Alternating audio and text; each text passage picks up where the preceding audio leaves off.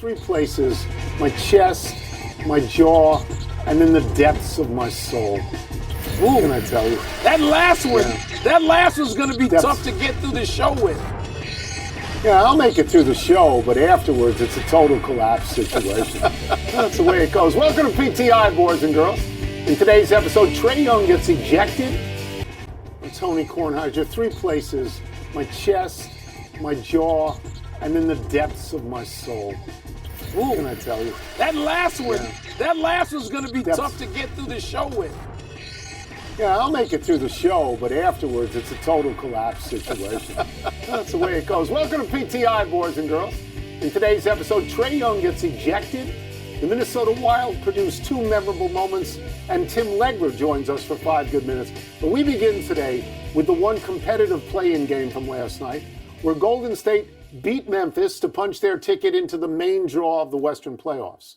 The Warriors got 38 points. Phrase there. And Steph Curry doing what he did, particularly in the fourth quarter, with a couple of bomb threes. I'm just going to say this to you. If Ja Morant doesn't turn his ankle and miss 7 or 8 minutes of playing time, game time, I think that Memphis probably wins that game. And you know, I was sort of fearful of that yesterday because that thing was tight even with Ja not being there. But the thing, Tony, when you go to the foul line 18 times like Jimmy Butler did, you give a dimension to the Warriors that team didn't have but needs, particularly in the playoffs, because you've got the Steph dimensions. You got all of those dimensions, but that's not where that team turned its fortunes. Adding what Jimmy does stands out. It stood out last night. They needed all that and more, and they're going to need more against the Houston Rockets in the next round. But I'll say Jimmy Butler. Yeah, okay. First, I'm going to say that I believe I had this. I believe I said yesterday to you that I would take and had lost 5 of them. I believe I said to you I would take Jimmy Butler and Steph Curry over Ja Morant because Jimmy Butler had led a team to the NBA Finals and Steph Curry had been to multiple NBA Finals and won multiple NBA Finals, and Ja Morant's playoff record is 7-12. I believe I declaratively picked the Warriors where you did not. You ended up saying you give them a 6 out of 10 chance. So And I'm that's going to what take it credit was. for this one. That's the Okay. reality, And now, not what you're describing. Now to the question of Butler and Curry. It depends on when you were watching the game. For the first 3 quarters, the answer is Jimmy Butler. He had 34 points in the first 3 quarters. Yes. And that's why you call his situation to get fouled, to make 4 foul shots. And then he harassed the inbounder to such a degree that it was a 5-second call. So I think it depends on when you watched, but that both of these guys did exactly what the Warriors asked from them. Exactly. And clutch time, Tony. There's a reason they call it clutch time. And Steph Curry looked like Jerry Rice getting away from a safety in a corner to take that inbounds pass you mentioned. It was brilliant. They were both. But don't make it sound declarative, okay? They barely beat Memphis with Ja Morant missing key minutes. So ask Windhorst about that, too. I was in last night's early game, Orlando crushed the Hawks ultimately. Orlando fans chanted, "We want Boston," and they'll get the Celtics starting Sunday afternoon in the best of 7. The Hawks, meanwhile, await the winner of tonight's Heat-Bulls game. Trae Young expressed his displeasure with last night's officiating by throwing a hard pass to referee. In last night's early game, Orlando crushed the Hawks ultimately. Orlando fans chanted, "We want Boston," and they'll get the Celtics starting Sunday afternoon in the best of 7. The Hawks, meanwhile, await the winner of tonight's Heat-Bulls game. Trae Young expressed his displeasure with last night's officiating by throwing a hard pass to referee James Williams, for which he got 1 tech, then playing keep away from referee Pat Frayer, for which he received a 2nd tech, and you know what happens then. Get out. Tony, you more focused on how the Magic moved on or how Trae Young went out? So I told you yesterday I had no intention of watching this game. I didn't watch it. I'm glad I didn't rush home to watch this game because there's no game. It's a 25-point game.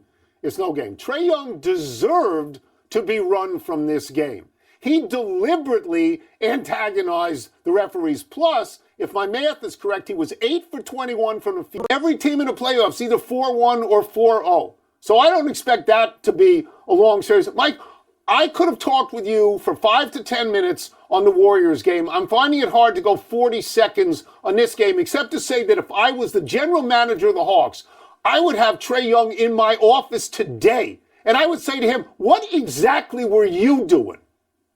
I'll tell you what he was doing.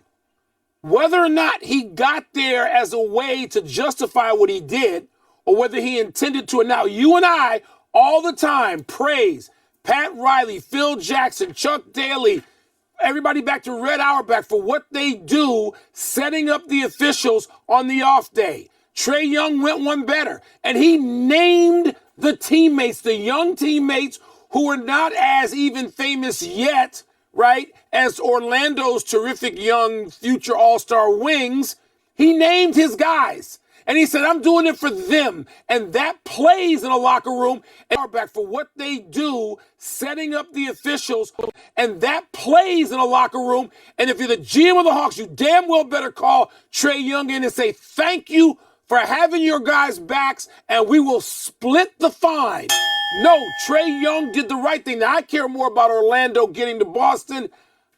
Kenny Smith said on Turner last night, he thinks Orlando could get 2 games. I don't know that I want to go that far. I see it being a game and a half, maybe. But Orlando's coming. Not yet. It's too early for them.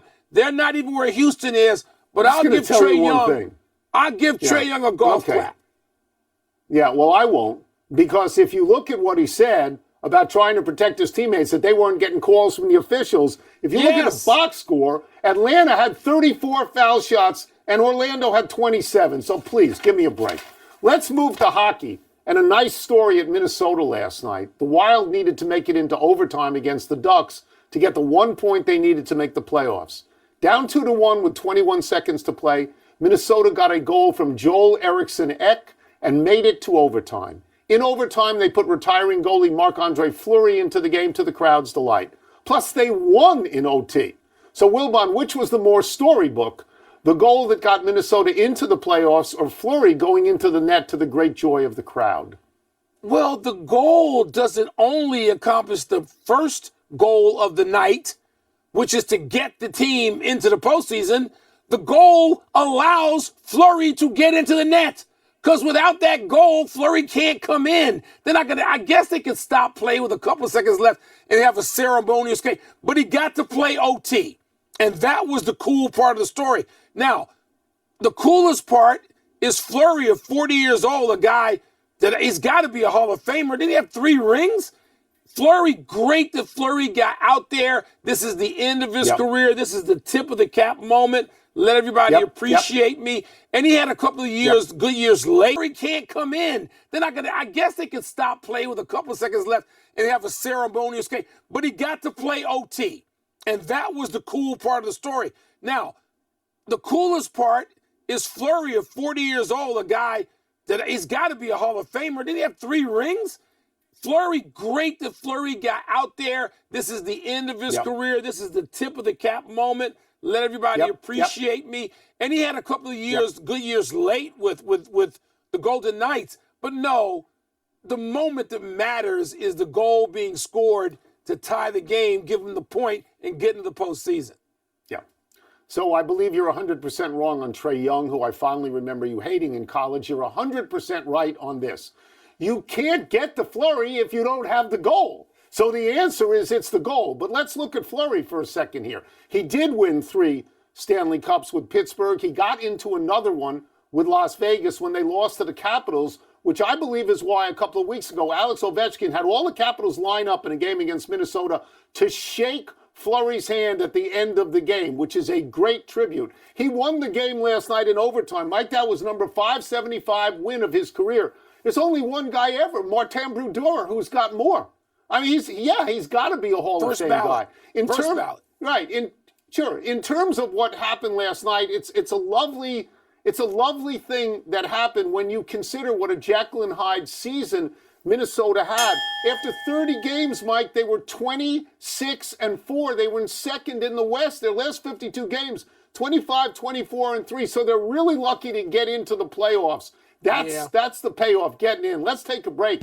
Coming up, how will Nico Harrison's Mavs D Mavericks defense, for those of you who want to know that, matchup against the Kings tonight. We're going to ask Tim Legler about trading Luka Doncic, and that defense wins championships. Do you like Dallas's defense tonight against the Kings? Well, I certainly like the fact that they've got so much rim protection against Domantas Sabonis. That's going to be a big part of this game. He's got to take the action to you, and you're talking about a front line unlike any other in the NBA, because not only do they have Anthony Davis and one of the two bigs, they've got the other big coming off the bench. So at all times, that lane and that rim is going to be well protected. So that's going to be a factor for Sabonis. But this really is going to come down to Zach LaVine and DeMar DeRozan. Like, how do you handle those guys on the perimeter?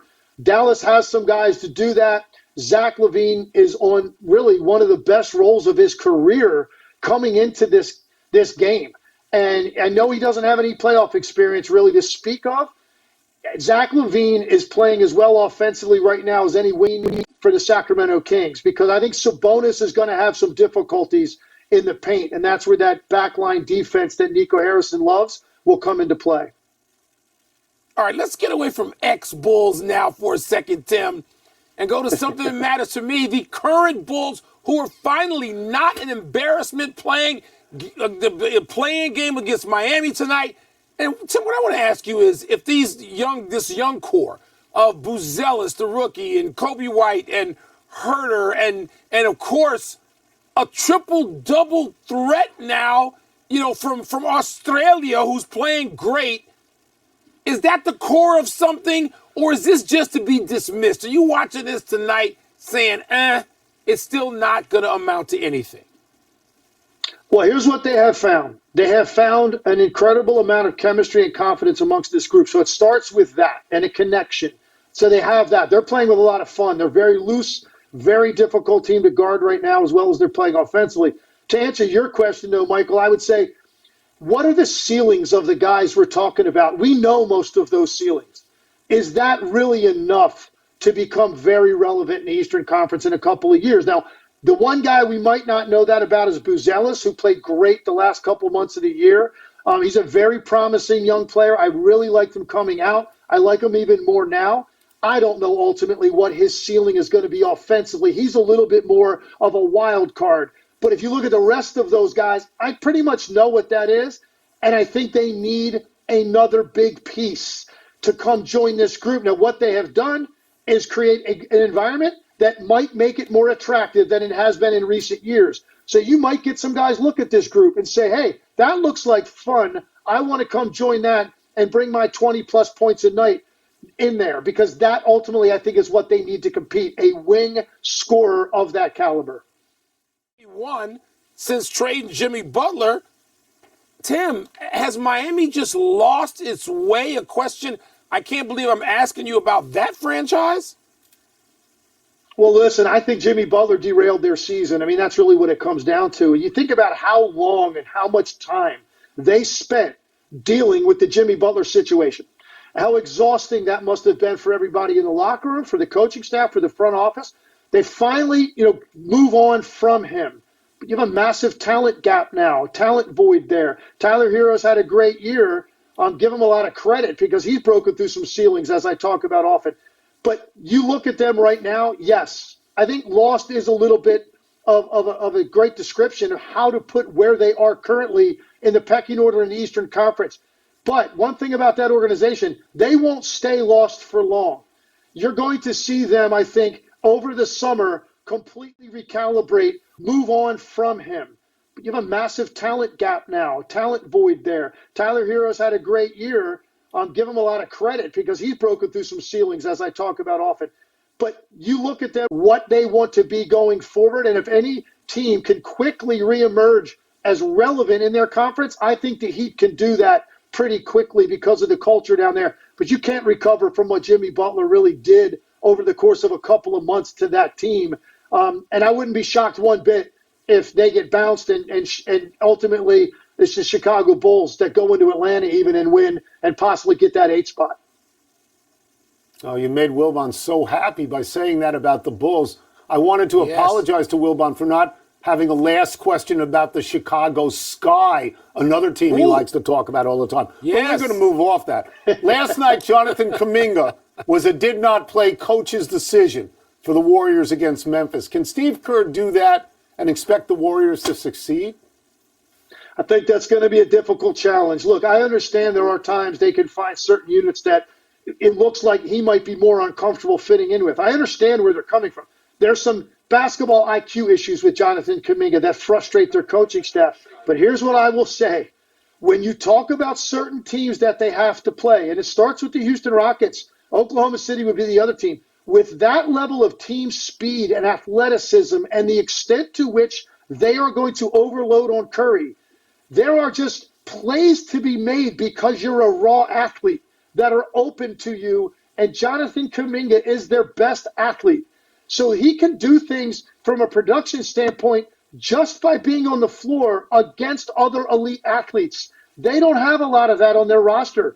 So in a series even like Houston, I think he might be important against the Rockets. So I don't know that this was a one-game thing. It's going to be spotty. He's in the rotation. What the plan is for Kuminga. But clearly, right now, he's on the outside looking in, and I think ultimately they're going to need him against a team like Houston or potentially down the road against a team like OKC if they were to get that far. Thank you, Tim, as always. It's great to have you. Tim, Thank you. Appreciate it. Have fun tonight. Anytime, guys. Yeah, I hope so. Hope we get a good one. Both of the play-in games are on ESPN tonight, starting at 7:30. Let's take one last break, but still to come, Duke loses another top player to the NBA draft. And could Austin Matthews one day challenge Alex Ovechkin's new goals record? I can't think about that. Isn't it great when we have Legler on? It is great. It is Legler. Tony, that's kind of a Chicago sky blue tie you've got on. I'm just noticing. Happy time, people. Happy 73rd birthday, Bill Belichick. Come on, be honest. How many of you really thought he'd take a job coaching college football? Nobody did. But the NFL didn't seem to want him, and the North Carolina job came open, and Belichick finally remembered that his dad was a college coach and actually spent a couple of years at Chapel Hill. So here we have maybe the greatest NFL coach of all time as a rookie in the ACC. With the Happy time, people. Happy 73rd birthday, Bill Belichick. Come on, be honest. How many of you really thought he'd take a job coaching college football? Nobody did. But the NFL didn't seem to want him, and the North Carolina job came open, and Belichick finally remembered that his dad was a college coach and actually spent a couple of years at Chapel Hill. So here we have maybe the greatest NFL coach of all time as a rookie in the ACC. With the transfer portal and the ability to pay players, college football is really just pro football in different stadiums. The most intriguing question in all of college football is how will Bill Belichick do at North Carolina this year? Now he's causing a stir by popping up at high schools across America. Tony, happy 78th birthday. Kareem Abdul-Jabbar, quickly, how old were you the first time you saw Lou Alcindor? 15 years old. I saw him in the lobby of the old Madison Square Garden, and I'd never seen anyone that big. Happy anniversary to two GOATs. On this day 26 years ago, Wayne Gretzky announced his retirement after 20 seasons in the NHL. Gretzky played one last game 2 days later for the New York Rangers against the Pittsburgh Penguins, and in that game, Gretzky recorded one last assist, number 1,963. And on this day 22 years ago, Michael Jordan played his last NBA game, scoring 15 points for the Washington Wizards in a loss to Philadelphia. Jordan got a 3-minute happy trails to an easy out for the Chicago Cubs. With 2 outs in the bottom of the 5th of last night's game, Padres star Manny Machado popped up foul ball towards right field. Kyle Tucker somehow dropped it for an error. 3 pitches later, Machado popped one up around home plate, and it was Cubs third baseman Gage Workman's turn to fumble. Machado then used his extra chances to his advantage, homering to deep left off Shota Imanaga. That gave the Padres a 1-0 lead, though the Cubs ultimately won the game 2-1 in 10 innings, ending San Diego's 11-game home winning streak to start the season. I hate that we lost Brendan Steele for the rest of the season, but Imanaga is an ace, baby. He's lights out. Yeah, I mean, you got that win as a Chicago Cubs fan. That's not a win. Justin When Steele, you miss two, I said Brendan. When Who's you miss Brendan? two foul balls like that, And then Machado hits one out. You think to yourself, we're done, right? You don't think you're going to come back and win Won that that game in extras with a triple in the 10th. Yeah. Here we go to the big finish. Duke's Con Knippel declared for the draft. Do you like his game? Yes, I mean, especially his shooting. I wonder about Malowatch and, are all three of those kids from Duke, the front line, are they all going to be gone? We don't know about Malowatch yet. We don't know about 2/3 of them yet. We don't know about Flag yet. Austin Matthews scored his 400th last night, 6 games faster than your boy Ovi. Is that significant? We're not going down that road now because you got 400 to go. It's too early to go down that road. Florida A&M University is reportedly hiring Charlie Ward as its head basketball coach. Does that make sense? Played 11 years in the NBA. Yes, it makes great sense. Glad to see the HBCUs going after it a bit. Tyler Soderstrom of the A's, Soderstrom, hit 2 home runs last night. Now leads the majors with 8. I guess you're impressed, right? I don't even know the guy's got 3 multi-homer games already. He's batting almost .330. Come on now, because you got 400 to go. It's too early to go down that road. Florida A&M University is reportedly hiring Charlie Ward as its head basketball coach. Does that make sense? Played 11 years in the NBA. Yes, it makes great sense. Almost .330. Come on. Last one, Clayton Kershaw pitched 3 scoreless innings today in his first AAA rehab start. Is that a big deal? Only in the context of what it leads to, which is hopefully Kershaw coming back to beat Kershaw soon. Back to the bigs. That's what you want to see. We're out of time. Try and do better the next time. I'm Tony Kornheiser. I'm Mike Wilbon. Same time tomorrow, knuckleheads. And now, your sports center. I know what you should be following more closely, and that's the game I care about, which is Bulls Miami. The Bulls have this interesting core, Tony, with Josh Giddey, who's a free agent. He's been averaging like a triple-double since they got rid of Zach LaVine, and Kobe White and Kevin Huerter and our rookie Buzelis. And I know we need a 1 and a 2, but the other 4 players, are they something or are they not? And what is Miami after Jimmy Butler left? I think the Bulls should win the damn game and then go to Atlanta Friday night and win that game and get in the playoffs against Cleveland. That's what I fact that he totally justified, totally supported the trade he made where he got rid of Luka Doncic and brought in Anthony Davis. Now, I am all on the entire season to me. And I think if Dallas wins, at least it lets you smile for 24 hours, however long it is. If they lose this game, there's a finality to it that I don't think Nico Harrison can justify with that trade. I just don't. Yeah, Tony, to have 4 teams involved, none of which are very good, I think the storylines, and I agree with you about Dallas, I'm certainly going to be watching that with great interest, too, because of what you said. Yeah. Are they on a crusade tonight, the Mavericks? Is the fan base going to be that way? What's it gonna be like, the reaction a little ways away in Dallas to what's going on in Sacramento? So, but I care more about the Bulls. The Bulls, come on now. It's okay. It's justified. That's it. We're done. Back to you. Of course, Wilbon likes the Bulls. Who are we kidding? All day, yeah. All right, Braves, Blue Jays today. Spencer Strider's first start in 376 days following elbow surgery. And look at this. This is the first battery phase. It's going to be like the reaction a little ways away in Dallas to what's going on in Sacramento. So, but I care more about the Bulls. The Bulls, come on now. Slider.